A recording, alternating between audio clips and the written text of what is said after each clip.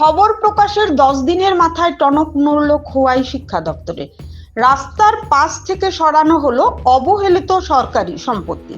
অবশেষে সংবাদ প্রকাশের 10 দিনের মাথায় নড়ে চড়ে বসলো খোয়াই শিক্ষা দপ্তর। দীর্ঘদিন ধরে অবহেলায় রাস্তার ধারে পড়ে থাকা খোয়াই সরকারি দ্বাদশ শ্রেণী বালিকা বিদ্যালয়ের বিদ্যাজ্যোতি প্রকল্পাধীন পুরনো লোহার গেটটি সরিয়ে নেওয়া হলো। একসময় এই গেট বিদ্যালয়ের সুরক্ষার গুরুত্বপূর্ণ অংশ ছিল, কিন্তু নতুন প্রবেশদ্বার নির্মিত হওয়ার পর পুরনো গেটটি বছরের পর বছর রাস্তার পাশে ফেলে রাখা হয়েছিল।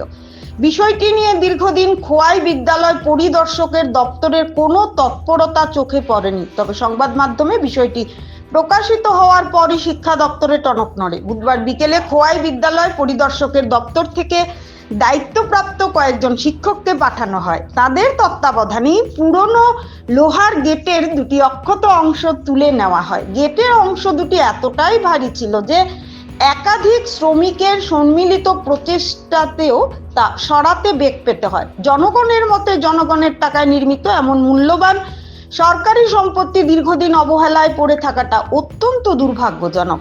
সামান্য সংস্কার করলেই এই লোহার গেটটি কোনো গ্রামীণ বিদ্যালয়ের মূল ফটক হিসেবে ব্যবহার করা যেত বলেও অভিমত স্থানীয়দের।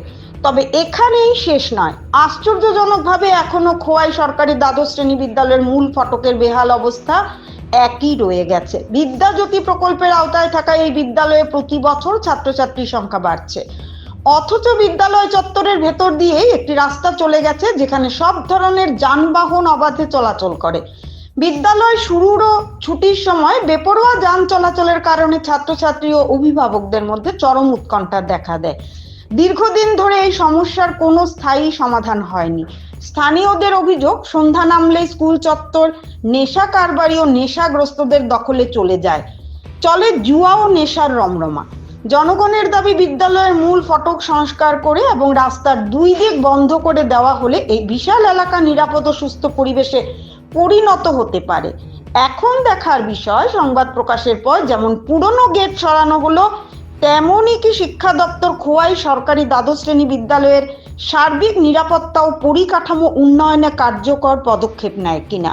ত্রিপুরা থেকে গোপাল সিং এর রিপোর্ট, আসাম প্রাইম নেটওয়ার্ক।